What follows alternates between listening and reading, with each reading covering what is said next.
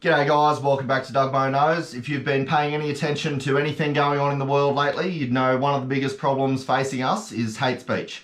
So I want to throw my 2 cents in on what is hate speech and what do we do about it. Before we get started, can you drop a comment with your thoughts based on the title of the video? Like the video and subscribe to the channel. Now, what is hate speech? So there's a lot of different definitions around on the web, but I'm just going to use from the UN's Strategy and Plan of Action on Hate Speech from June 2018.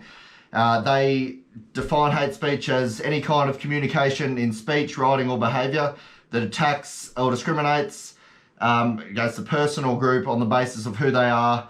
In other words, based on their religion, ethnicity, nationality, race, colour, descent, gender or any other identifying factor.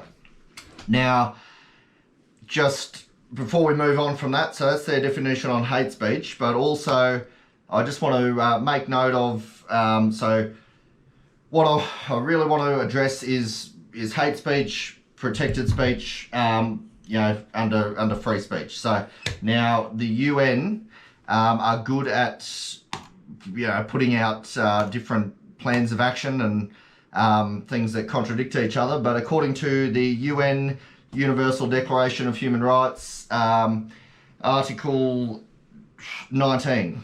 Everyone has the right to freedom of opinion and expression. This right includes the freedom to hold opinions without interference and to seek, receive and impart information and ideas through any media, regardless of frontiers. So with that in mind, so hate speech. So there's a lot of people, for example, on social media, being censored, banned, because of hate speech. More worryingly, I think, is the fact we're seeing governments making laws, with criminal penalties for hate speech. So now, in America, a lot of the legal precedent is that pretty much all hate speech is protected, except for incitement. Now, my opinion on that is I'll just get here. So according to the UN, so international law prohibits the incitement to discrimination, hostility and violence. Now, I actually take an issue with that. If you incite, so if I say, we need to go and kill so-and-so. When I was growing up, we were always told, if we got in trouble for something, I said, but, my mate Tim told me to do it. Then the teacher or my parents or whoever would say, well, if Tim told you to jump off a cliff, would you do that? I don't know what's happened to that, but I think, when you start punishing speech or, incitement, like it's just loose definition and it's a slippery slope. I think you punish crimes based on the person who committed the crime. Now, there's another website, rightsforpeace.org. Now, they talk about how hate speech in history has led to, has been a precursor to mass atrocity crimes, so like genocide, things like that. They say genocide is a process, not an event. Did not start with gas chambers, it started with hate speech. Now, what I would say on that is that that is more these mass atrocity crime genocides of the past, be it in Germany, the Soviet Union. I would come at that from the angle that it's more a representation of the problem of all-powerful authoritarian governments and ideologies, and people being brought up not to question authority, which I think is a massive problem. We go to school, we're taught to obey authority, and so then if you have a powerful government and authority figures telling you to do bad things or spouting like hate speech, and you've been taught to anything authority figures tell you must be right, that probably has more to do with how you head down that path.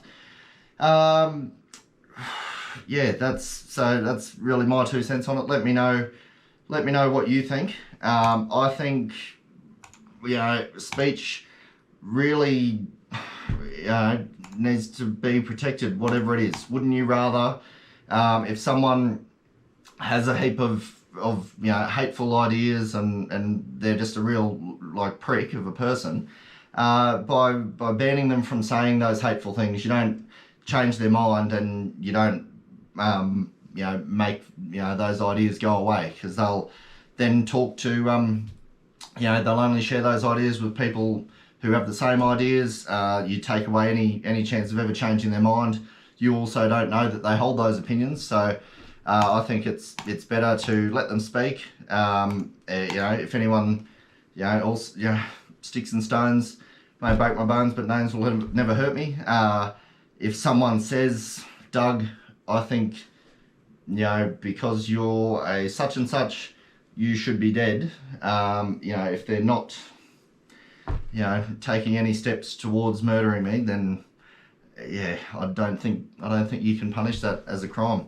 If someone says, I think XYZ group of people should be dead because or they should be all locked up or whatever, if you don't have a powerful government apparatus that with the potential for that, the potential to do that, and these those people have no way of carrying out their ideas, then you can't punish people for saying that. If that's what they think, the way to combat it is when people say and think these things, you combat that with good speech.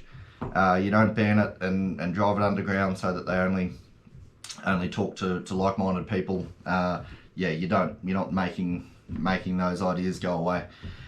I don't know, if someone, there's very, very few. I am cautious to even go into it. There are very, very few examples where I think there should be any legal punishment for any type of speech whatsoever.